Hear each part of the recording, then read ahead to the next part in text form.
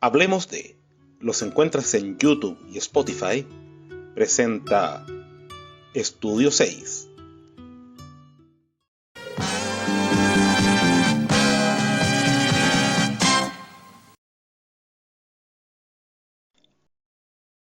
Hoy en Estudio 6, la cuestión del sacristán.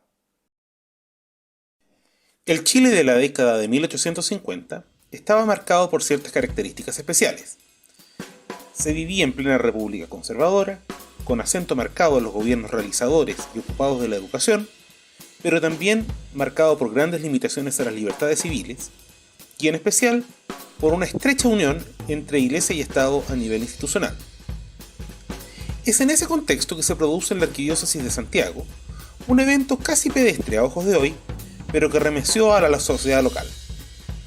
En enero de 1856, el deán de la catedral despidió al sacristán, de apellido Santelices, por haber cometido una serie de faltas al orden, como beber en exceso el vino consagrado junto a amigos al interior del templo. El deán, para que quede claro, es quien encabeza el cabildo catedralicio, que es un organismo colegiado, asesor, que incluso puede administrar temporalmente la diócesis o arquidiócesis a falta de designación papal de un administrador apostólico. El sacristán despedido decidió ir ante el tribunal eclesiástico competente para el caso, que le daría el favor en desmedro del deán. Este, a su vez, decidió recurrir ante otro tribunal, también eclesiástico, que dejó sin efecto la sentencia de primera instancia. Hasta ahí, nada raro. El problema se genera cuando los sacerdotes del primer tribunal deciden recurrir a la justicia ordinaria, y aquí debemos detenernos un poco a hablar del fenómeno conocido como patronato eclesiástico. En este, el Estado, representado en su tiempo por el rey de España, tenía una especial intromisión en asuntos de la Iglesia de carácter administrativo y jurídico, mientras que a su vez los sacerdotes se veían beneficiados con tributos. Si bien la Santa Sede no reconocía a la República de Chile como sucesora de la corona española respecto del principal efecto del patronato, que era la designación de obispos, sí mantenía ciertas prerrogativas e instituciones. Entre las funciones que conservó, la posibilidad de que, mediante un recurso especial, llamado de fuerza, la justicia ordinaria conociera una instancia especial. De este modo, quien quisiera reclamar de las decisiones de un tribunal eclesiástico, en vez de hacer lo lógico que era apelar a Roma, podía recurrir de fuerza, lo que era una apelación disimulada, ya que incluso contemplaba dos efectos, ante los tribunales civiles. El asunto es que, como dijimos, los sacerdotes del primer tribunal recurrieron de fuerza, por lo que la Corte Suprema debió conocer de la reclamación y dio lugar a la misma, con lo que materialmente hablando se debía restituir en su cargo al sacristán despedido. El problema estaba en que el arzobispo de Santiago, Rafael Valentín Valdivieso, en el octavo de sus 30 años como arzobispo, decidió no cumplir la sentencia y se negó a reintegrar al sacristán, ya que consideraba intolerable la intromisión del Estado en asuntos eclesiásticos. Con ello, Monseñor desataba una crisis, en la que el presidente Manuel Montt se encontraba en una encrucijada, en tanto, por una parte, era resistido por el clero, en tanto se había manifestado siempre más que como un simple gobernante autoritario, como alguien que creía en la primacía del Estado sobre la Iglesia. Pero por otra parte, estaba presionado por parte de quienes lo apoyaban, ya que muchos de ellos eran católicos bastante obsecuentes, por decirlo de algún modo.